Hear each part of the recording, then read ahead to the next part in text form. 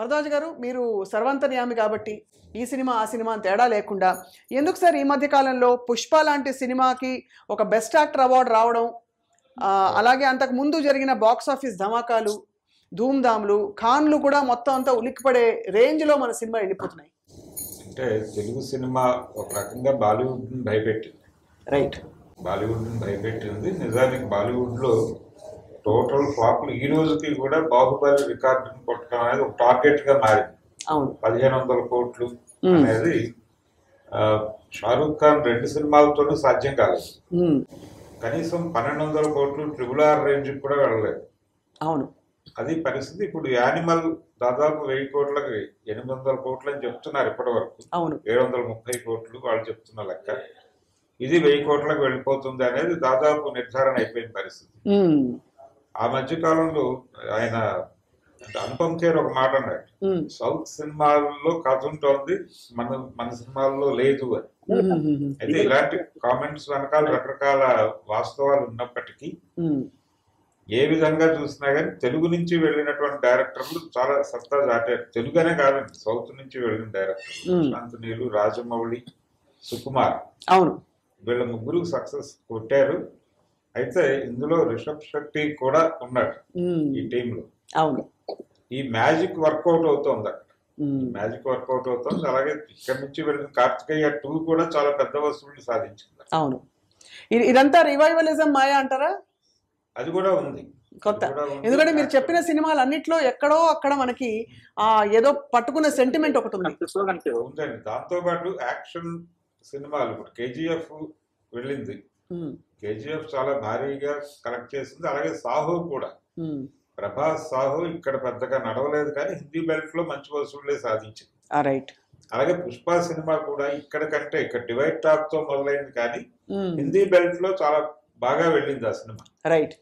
అంటే యాక్షన్ సినిమాలకు కూడా బాలీవుడ్ లో మంచి ఇది ఉంటుంది అక్కడ, అంటే ఆడియన్స్ కనెక్ట్ అవుతారు యాక్షన్ సినిమాలకి అనేది కూడా మనకు అర్థం అవుతుంది దీన్ని బట్టి. అవును. సో సలార్ కూడా బ్రైట్ గా ఉంటుంది అనేది అర్థమవుతుంది. సలార్ ప్రభాస్ మీద చాలా అంచనాలు ఉన్నాయి వాళ్ళకి. అవును. ప్రశాంత్ నీల్ మీద ఒక అంచనాలు ఉన్నాయి. అవును. కాబట్టి ఇది యాక్షన్ సినిమా కావటం అది ఇప్పుడు 2 సినిమాలు ఇబ్బంది పెట్టాడే, రాధేశ్యామ్ ఒకటి, తర్వాత ఆదిపురుష్ ఒకటి. అది ఆదిపురుష్ ఆయన పాపం కాదు, ప్రభాస్ తప్పేం లేదు దాంట్లో. అది టోటల్ గా ఓం రౌత్ క్రెడిట్. అది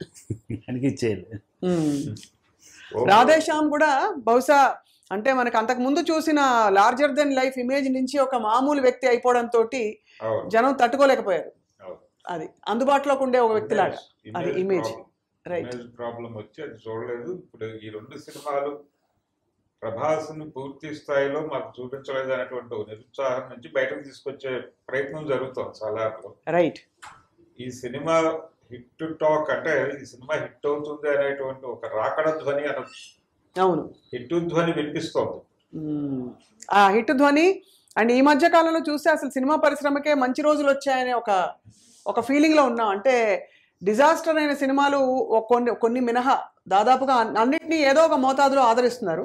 పాన్ ఇండియాకి వెళ్ళాలి అనేది ప్రతి హీరో కలగా మారిందండి. ఇప్పుడు దాదాపు ప్రతి హీరో కూడా డైరెక్టర్ మీద ప్రెజర్ తీసుకొస్తున్నారు. అది పాన్ ఇండియా మార్కెట్ కి వెళ్ళాలంటే, క్వాలిటీ సినిమా చేయాలంటే డబ్బులు కావాలి, డబ్బులు కావాలంటే మార్కెట్ పెరగాలి. అవును, పెద్ద బడ్జెట్ ఉండాలి, పెద్ద బడ్జెట్ కావాలి, పెద్ద బడ్జెట్ వర్కౌట్ అవ్వాలంటే మార్కెట్ పెరగాలి. ఇప్పుడు దాదాపు తెలుగులో నానితో సహా ప్రతి హీరో కూడా పాన్ ఇండియా సబ్జెక్ట్ వైపే దృష్టి పెడుతున్నారు. మన హాయ్ నాన్న కూడా అది పాన్ ఇండియా దీనికే వెళ్ళింది. అవును. అయితే అందరికీ వర్కౌట్ అవ్వట్లేదు. ఆ మధ్య దసరా సినిమా ఆయన ప్రయత్నం చేశాడు, అవునవును, అది వర్కౌట్ అవ్వలేదు. కేవలం తెలంగాణలో మాత్రమే డబ్బులు కలెక్ట్ చేయగలిగింది. అవును. కాబట్టి పాన్ ఇండియా మార్కెట్ పెంచుకోవడం అనేది మంచిదే కానీ దానికి కొంచెం కసరత్తు చేయాలి. ఆ కసరత్తు చేయటం వల్లనే రాజమౌళి సినిమాలు లేట్ అవుతున్నాయి. కరెక్ట్. అందుకని ప్రతి ఒక్క హీరో అంటే డైరెక్టర్ల మీద సీరియస్ గానే ప్రెజర్ ఉంది. అవును, డైరెక్టర్లు కేంద్రంగా మారుతున్నారు సినిమాకి. అందులో భాగంగా ఈ సినిమాకి ప్రశాంత్ నీల్ మీద ప్రెజర్ ఉంది. అవును. ప్రభాస్ ని ఎలా చూపిస్తాడు అనేది. రెండోది ఇప్పుడు వినిపిస్తున్న మాట, ఇప్పుడు ఆ సినిమాకి సంబంధించి వినిపిస్తోంది, ఆయన ఎప్పుడు కనిపిస్తాడు, ట్రైలర్ లో చివరిలో కనిపించాడు. అవును, మొదటి ట్రైలర్ రిలీజ్ అయింది, ట్రైలర్ లో ఆయన చివరిలో కనిపిస్తాడు. కరెక్ట్. కథని చెప్పే ప్రయత్నం చేశాడు ట్రైలర్ ప్రశాంత్ నీల్. ఈ కథ చెప్పే క్రమంలో ఆయన చివరిలో కనిపిస్తాడు. సినిమాలో కూడా ఇదే ఆర్డర్ ఫాలో అవుతారా అనే భయం ఇప్పుడు. అవును, భరద్వాజ్ గారు మీరు చెప్పాలి సార్, ప్రభాస్ ఈ రోల్స్ నేను చేయను అని లేకపోతే తిరస్కరించిన ఉన్నాయా, లేకపోతే ఆయన కాల్ షీట్ దొరకకే ఇంత మనకి గ్యాప్లు వస్తున్నాయి, ప్లస్ డైరెక్టర్లు క్యూ కట్టున్నారా? గ్యాప్ ఏం లేదండి. ఇప్పుడు పాన్ ఇండియా సినిమాలు చేస్తూ ఆయన ఈ సంవత్సరం 3 రిలీజులు ఇచ్చాడు. అవును, ఈ సంవత్సరం దాదాపుగా ఏ హీరో లేడు తెలుగులో. ఎన్టీఆర్ లేడు, బన్నీ లేడు, మహేష్ బాబు లేడు, ఎవరూ లేరు. కేవలం ప్రభాసే 3 సినిమాలతో వచ్చాడు. ఆయన ఈ మధ్య ఒక మాట చెప్పాడు, ఆదిపురుషు ఫంక్షన్ లో ఏడాదికి 2 సినిమాలు 2 రిలీజులు ఉండేలా చూస్తాను అని. అందులో భాగంగానే ఈసారి మూడో సినిమా రేపు డిసెంబర్ 22.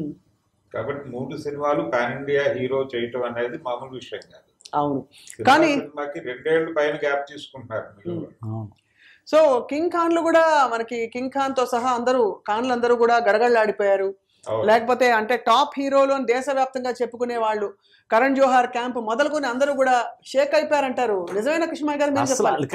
అయిపోవడం బాహుబలి తర్వాత ఒక రేంజ్కి వెళ్ళి అసలు తెలుగు ఇండస్ట్రీనే ఎక్కడికో పెట్టేసాడు తీసుకెళ్ళి. అవును, హీరో ఏంటి డైరెక్టర్ ఏంటి ఇద్దరు కలిసి సినిమాని తీసుకెళ్ళి ఎక్కడో పెట్టారు. మనం చాలా ప్రభాస్ని రాజమౌళి గారితో వచ్చి గర్వించాలండి మనం. అంటే రాధేశ్యామ్ ఒకటే, సాహో బాగానే డబ్బులు వచ్చినాయి, మంచి కలెక్షన్స్ వచ్చినాయి. ఒక్క రాధేశ్యామ్ ఒకటే ఇబ్బంది పెట్టిన సినిమా. ఆదిపురుష ఆయనకు సంబంధం లేని గొడవ.